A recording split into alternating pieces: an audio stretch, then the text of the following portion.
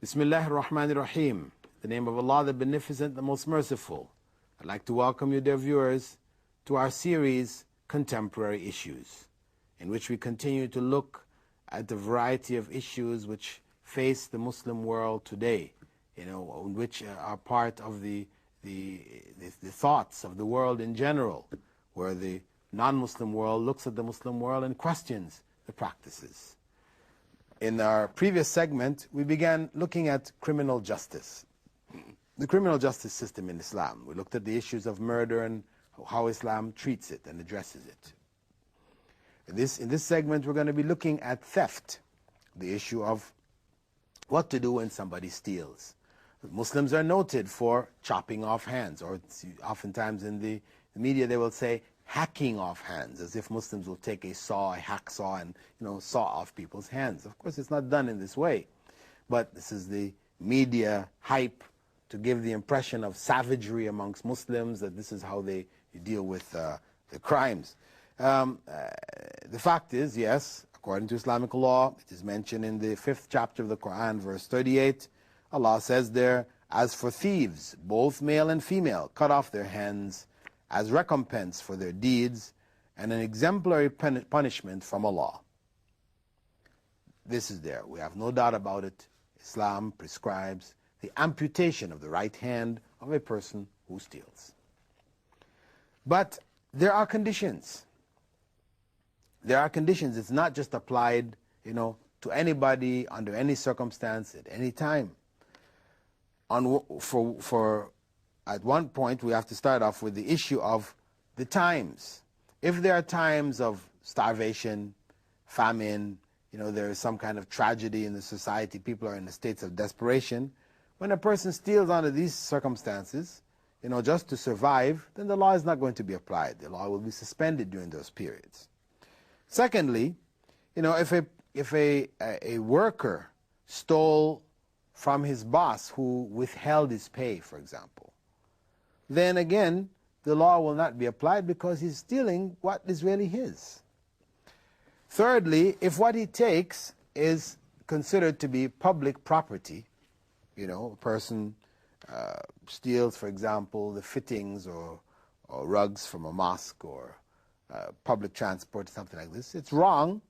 Punishment will be applied on that individual, but not cutting off the hand of the thief, because he had a part of that being public property. He had a right in it. Part of it was his. He shared in that right. Fourthly, if the value of what is taken was less than 10 dirhams, then they're not going to cut off the hand for it. And if the item stolen was not in its proper place, that is, if something was left accidentally, a person makes ablution, washes their hands whilst preparing for prayer, and they leave their watch somewhere and somebody snatched it, then they won't apply it there because there's temptation, issue of temptation. Meaning that the law is applied really for the person who is the professional criminal, the pickpocket, because there's no temptation in picking the pocket. This is something a person has to train himself for, or herself. So hands will be cut for that type of crime. Person breaks into a home or robs a bank. This is not things out of place, temptation is there. No. But what we find is that when the law is applied, you find in the society that the rate of theft drops drastically, as it did in Saudi Arabia when it was applied, as it did in the Sudan when it was applied. And it creates a sense of security within the society, where people are not obliged to latch up all their doors and put on burglar alarms and all these kinds of things that is common in Western societies today, where people live in fear of break-ins. Everybody's home on the block. Everybody, is experiencing this. Now, one point should also be mentioned is that when the hand is cut off, it's not sawn off again by a hacksaw, but it is amputated. And if the person repeats the crime, then the left foot is removed at the ankle. The left foot is removed at the ankle. And again, not sawn off, but amputated. And if a person, continues crime even after all of that, then the law does permit his execution, because this is obviously a criminal who cannot be reformed. There's no chance to stop this individual. Only thing is to put him down like a wild animal who just, is a danger to the society and just no way of controlling it. So that individual his life is taken for the protection of the society and the security of the society as a whole. And as I said, the punishment, of course, it may seem very harsh, but it carries with it, as Islamic punishments carry with them, deterrent value. The idea of losing one's hand. It is something which will cause a person to think twice. You go to jail for a year or 6 months or whatever for stealing. People are willing to take the chance, but to lose your hand or lose your foot, these situations will cause a person to think more than once before committing such crimes. Now, another area of criminal punishment is that for adultery and fornication, where Islam prescribes for adultery stoning to death, for fornication 100 lashes. And one point to note is that the application of these laws, whether it is cutting off the hand of the thief, or whether it is executing the murderer, or stoning to death the fornicator, or 100 lashes for one who was not married, who was involved in illicit sexual relations, these are done publicly.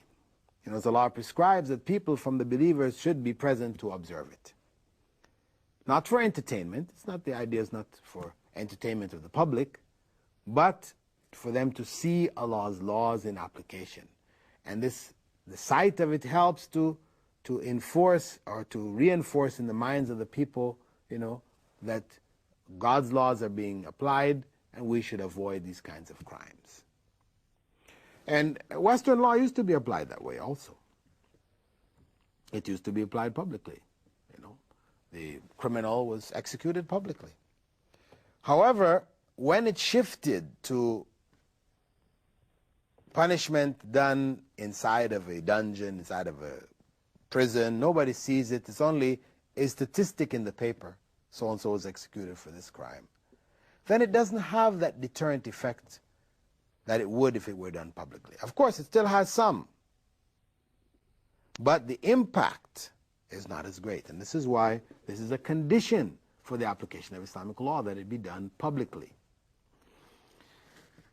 Now, when we come to the issues of fornication and adultery, and the West's attitude towards Islamic application of these laws, they look at this as being really outmoded. How to do this in these times?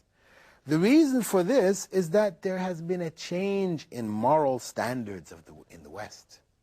Where the president himself of the country, presidents of these countries, may be known for adultery and fornication. The society accepts it. It elects them knowing these things. You go back 20 years ago, 30 years ago, it was inconceivable, that a president in these countries or prime ministers, could be elected or could become head of state knowing that they were involved in these kind of things. However, in our times, with the change in the morality of the society, this has become acceptable. It's become a norm.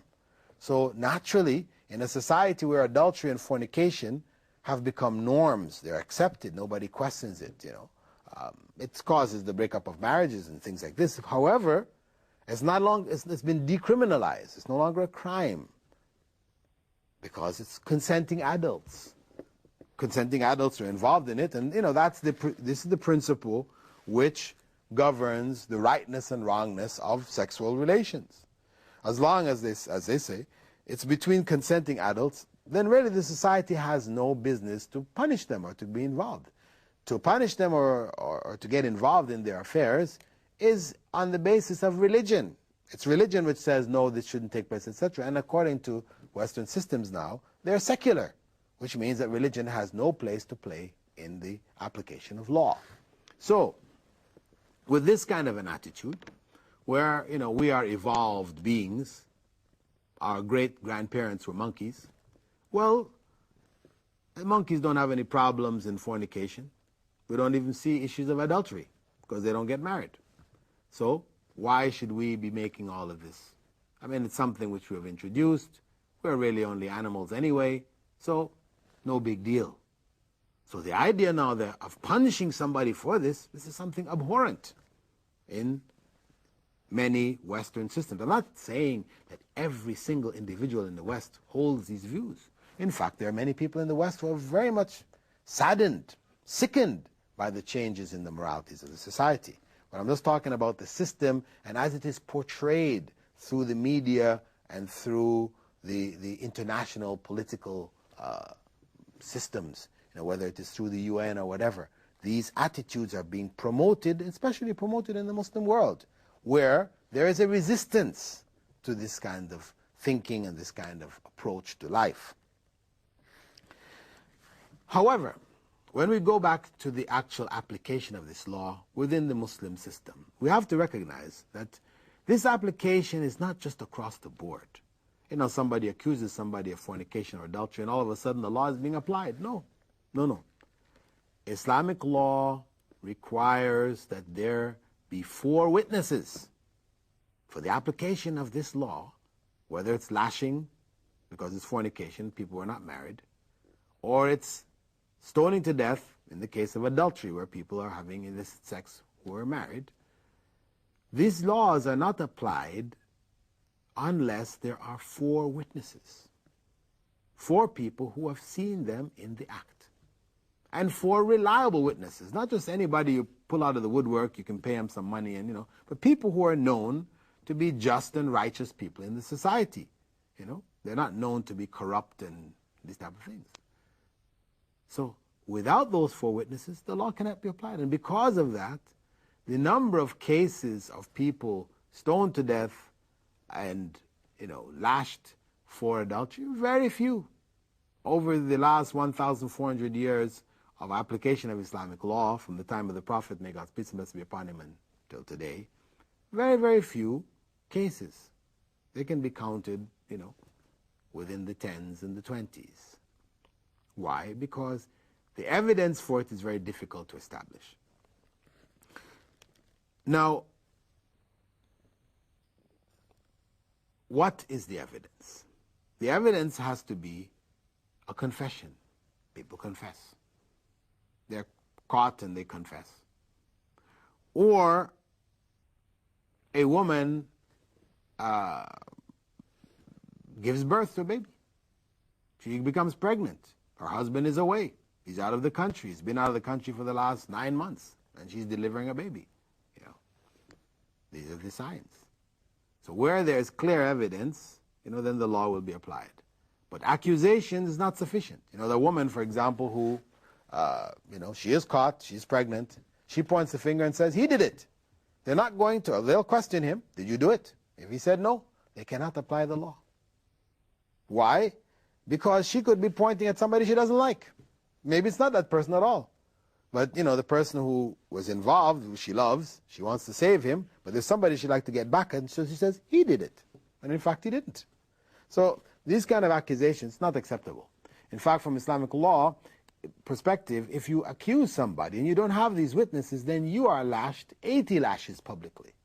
So it's considered very serious. Sexual slander, to slander somebody saying that they've committed adultery or they committed fornication, is very, very serious. If you don't have the evidence, then according to Islamic law, you have to be silent. Now, in a case where a husband or a wife catch each other in the act, they don't have the evidence, then they can raise their case before the court and their marriage can be dissolved on the basis of it. Right? But the law will not be applied of punishment to either party unless the evidence is there, unless there's a confession, there's a pregnancy, or witnesses.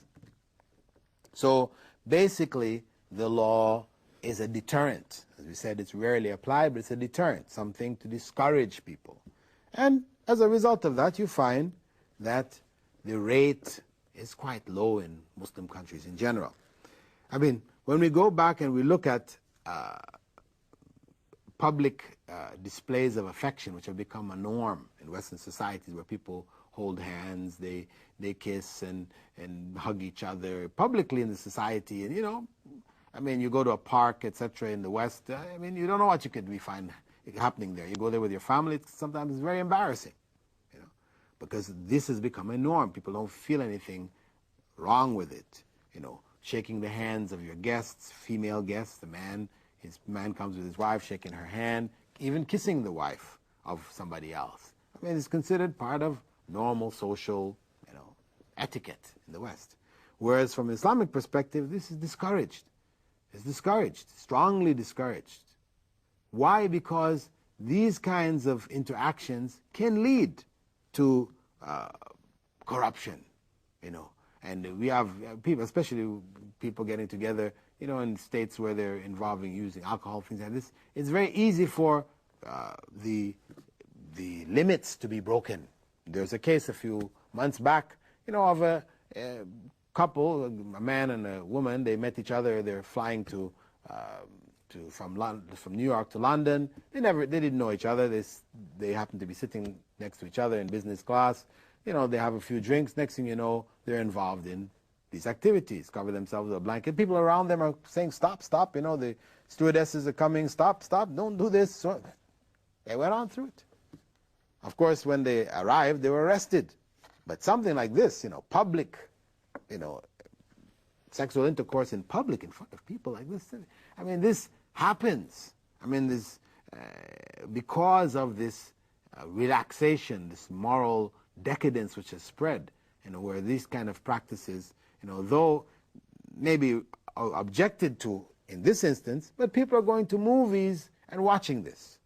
I mean, this is the movies are promoting this. This is, fornication, adultery is the norm for moviegoers today. So if people are constantly bombarded with this as being a norm, the movie stars are doing it, and they're portraying people from all walks of life. Common people, normal people, but everybody seems to be involved in one way or another in fornication or adultery. And this is what the movies are telling us. Then, naturally, people will be encouraged in their personal lives to be involved in such practices and activities.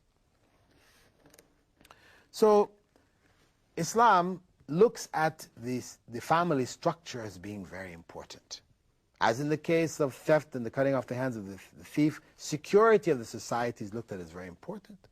In fact, the thief who is involved in armed robbery, according to Islamic law, that person can be executed. When you take out weapons against the society, there's a danger. You're creating a major security threat.